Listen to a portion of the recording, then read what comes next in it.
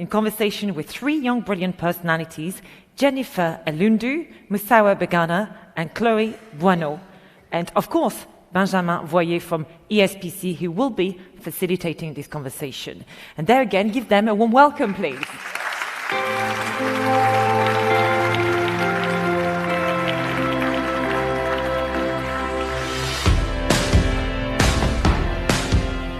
What a great energy, what a great topic to end this beautiful Women's Forum. We're going to talk today about quite a few things with an incredible panel. We want to use this opportunity to talk about intergenerational dialogue, civic engagement as a tool for reconciliation, mental health and well-being, all topics that are dear to young people.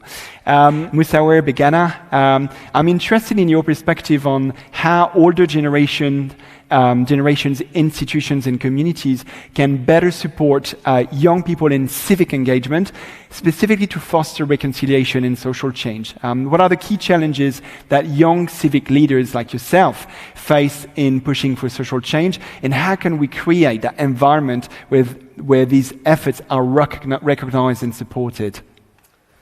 Thank you for your question. Yeah, this is really important.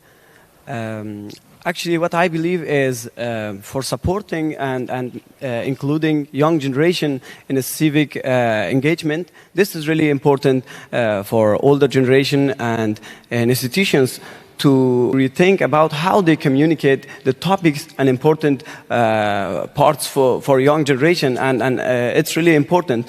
Like as the last report of Reuters said, most of the new generation, especially Gen Z, avoid the traditional news sources, and this is really important. Like when a young cannot be engaged with the society and what's happening today in today's world, so how they can take action and stand against the discriminations. And the point that I want to make is let's speak with the language that young generation can understand it. That was what we have done with Women Post. 6 months ago, we had started the movement.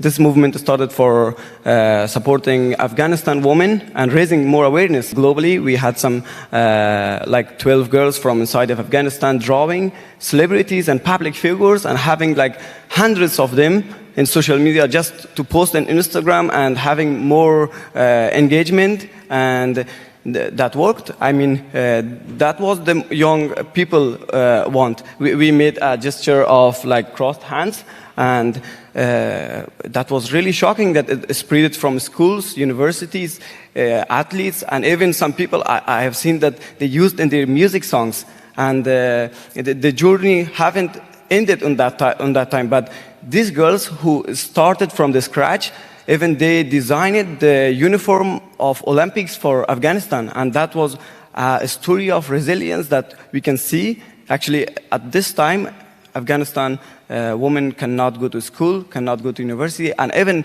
they cannot speak in the public. It's really important to convey the message in a way that the young people can understand it. As they told that 39% of the young generation just avoid the news and scroll it, so let's find the new ways to approach young generation. I can leave you with a really powerful sentences that said, این ملت من است که دستان خیش را بر گرد آفتاب کمربند کرده است.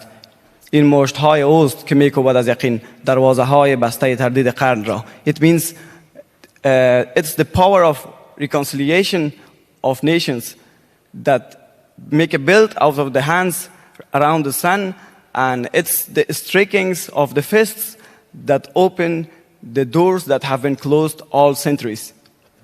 Thank you very much for this very powerful testimony, Musawer. Thank you. We would all unite and maybe make that gesture you referred to of crossing our hands to show our support for women in Afghanistan. And I would like to invite the photographer to maybe take a picture of our audience here on stage. So here you go. And I think it's fantastic that you are a young man here defending the rights of your sisters and mothers back in Afghanistan. So thank you so much.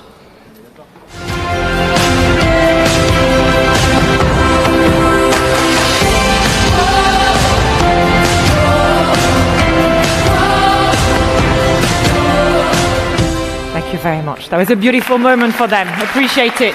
Thank you.